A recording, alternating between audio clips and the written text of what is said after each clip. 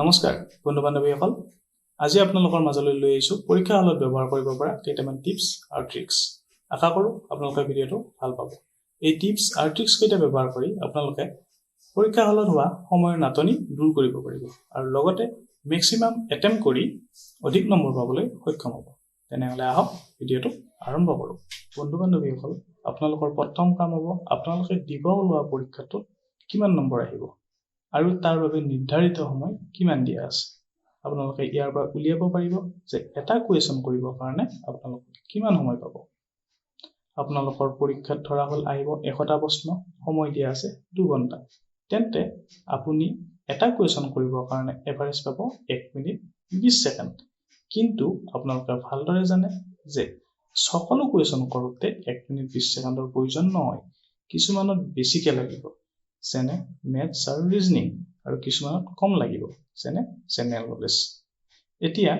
আপোনালোকে যদি general knowledge এটা কৰোতে যদি 1 মিনিট 20 সেকেন্ড লগায় এই 1 মিনিট 20 সেকেন্ডত কিন্তু আপুনি ৰিজনিং বা মেথছটো কৰি উলিয়াব নোৱাৰিব পাৰে গতিকে জেনেৰেল নলেজখিনিত আপোনালোকে 30 সেকেন্ড 40 সেকেন্ড দিব পাৰে আৰু তাৰ পৰা ৰাহি হোৱা সময়খিনি আপুনি মেথছ বা ৰিজনিঙত দিব পাৰে আপোনালোকে হয়তো বহুতে দেখিছে বা অনুভৱ কৰিছে যে পৰীক্ষা আৰম্ভ হোৱাৰ কিছু সময়ৰ আগত আমাৰ নাৰ্ভাছনেছ হয় আমি পাহৰি যাওঁ কি পঢ়িছিলো কি পঢ়া নাই আমি পাৰিম নে নোৱাৰিম সন্দেহ হয় আৰু লগতে আমাৰ বহুতৰে হাত ভৰি কঁপিবলৈ আৰম্ভ কৰে আৰু ইয়াৰ কাৰণটো হ'ল যে আমি এই পৰিৱেশটোৰ লগত মিলিব পৰা নাই মেইনলি আমাৰ ব্ৰেইনটো মিলিব পৰা নাই যাৰ ফলত আমাৰ হাত ভৰি কঁপা আৰম্ভ হয় আৰু এনেকুৱা এটা অৱস্থাত যদি আমি OMR ফিল আপ কৰিব যাওঁ আমাৰ যথেষ্ট ভুল হোৱাৰ চান্স থাকে OMR যেহেতু গোল গোল কৰিব লাগে এইকেইটা অলপ ইফাল সিফাল হোৱাৰো চান্স থাকে গতিকে আপোনালোকে এটা কাম কৰিব পাৰে যে যেতিয়াই আপোনালোকে প্ৰশ্নখন পায় আপুনি প্ৰশ্নখন চাওক আপুনি উত্তৰবিলাক পাছত দিব বা পাছত গোল কৰিব আপুনি প্ৰশ্নখন চাওক প্ৰশ্নখনৰ প্ৰথমটোৰ পৰা শেষলৈ ধুনীয়াকৈ এফালৰ পৰা চাই যাওক আৰু তাৰ মাজৰ পৰা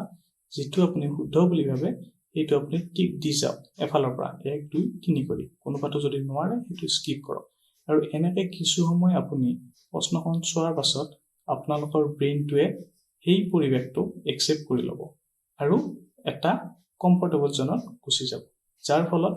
আপোনালোকে যি পঢ়িছিল সকলোবোৰ বস্তু লাহে লাহে মনত পৰিবলৈ ধৰিব এটা নিজৰ কনফিডেন্স আহিব আৰু এই কনফিডেন্সটো অহাৰ পাছত যেতিয়া আপোনালোকে গোটেইকেইটা কুৱেশ্যন কৰিব আৰু গোটেইকেইটা কুৱেশ্যন একবাৰ পঢ়াৰ পাছত আপোনালোকে যিকেইটা শুদ্ধ হৈছে যিকেইটা পাৰিছে সেইকেইটা লাহেকৈ এফালৰ পৰা এতিয়া OMR চিটখন উলিয়াই গোল কৰি যাওক আৰু এনেকুৱা কৰিলে আপোনালোকৰ ষ্ট্ৰেছটো কমিব পৰীক্ষা হলত আপোনালোকে দুটা কাম একেলগে হাতত নল'ব অৰ্থাৎ মই এইটো ক'ব বিচাৰিছো আপোনালোকে যদি প্ৰশ্ন কৰে একবাৰ আকৌ যদি উত্তৰটো গোল কৰিব আহে আকৌ যদি প্ৰশ্ন কৰে আকৌ উত্তৰ গোল কৰিব আহে তেন্তে আপোনালোকৰ যথেষ্ট সময় অপচয় হ'ব এইটো কৰাতকৈ আপোনালোকে আন এটা কাম কৰিব পাৰে অৰ্থাৎ আপুনি এইটো কৰিব পাৰে যে আপুনি প্ৰথমতে প্ৰশ্নকেইটা একফালৰ পৰা চাই গ'ল আৰু যিকেইটা জানে তাৰ উত্তৰকেইটা টিক কৰি গ'ল এনেকৈ 1ৰ পৰা 1লৈ যিমান কেইটা পাৰে সেইকেইটা টিক কৰি যোৱাৰ পাছত যিকেইটা পাৰিলে সেইকেইটা এতিয়া আপুনি OMR চিটত ভৰাবলৈ আৰম্ভ কৰক আৰু সেইখিনি হোৱাৰ পাছত যিকেইটা কুৱেশ্যন বাকী থাকিল সেইকেইটাৰ কাৰণে আপুনি আকৌ কুৱেশ্যন পেপাৰৰ মাজলৈ যাওক গৈ এইবাৰ যিটো কুৱেশ্যন পাৰা নাই সেইটো কুৱেশ্যন ছেকেণ্ড টাইম যেতিয়া পঢ়িব তেতিয়া কুৱেশ্যনটো আপোনাৰ চিনাকি লাগিব যাৰ ফলত উত্তৰটো ওলোৱাৰ সম্ভাৱনা অলপ বাঢ়ি যায় যেহেতু আমি কিছুমান প্ৰশ্ন অলৰেডি এৰি থৈ গৈছো সেইকেইটা কৰাৰ কাৰণে আমি এতিয়া চেষ্টা কৰিব লাগিব এইটোৰ কাৰণে আমি কুৱেশ্যনৰ মাজলৈ গুচি যাম এইবাৰ দেখিম যে কুৱেশ্যন কেইটা আমাৰ অলপ চিনাকি লাগিছে যেহেতু আমি আগতে এবাৰ পঢ়িছো আমি কুৱেশ্যন কেইটা এৰি থৈ যোৱাৰ কাৰণ দুটা হ'ব পাৰে হয়তো আমি পাহৰিছো মনত পৰা নাই নতুবা আমি কোনোদিন কুৱেশ্যনটো দেখাই নাই অথবা তাৰ বিষয়ে অলপো নলেজ নাই যদি আপুনি কুৱেশ্যনটো আগতে পঢ়িছে পাইছে তেনেহলে আপোনাৰ কৰাত অলপ সুবিধা হ'ব আপুনি কি কৰিব পাৰে যে আপুনি প্ৰশ্নটো ভালদৰে পঢ়ক আৰু উত্তৰ কেইটা চাওক অপচন কেইটা চাওক তাৰ পৰা দেখিব যে কোনোবাটো অপচন আপোনাৰ অলপো নহয় যেন লাগিছে যে প্ৰশ্নটোৰ সেইটো উত্তৰ কোনো কাৰণতে হ'ব নোৱাৰে তেনেকুৱা অপচনটো আপুনি কাটি দিয়ক আপোনাৰ হাতত থাকিব এতিয়া 3টা অপচন এই 3টাৰ পৰা আপুনি পাৰে নেকি আৰু এটা কাটিব চেষ্টা কৰক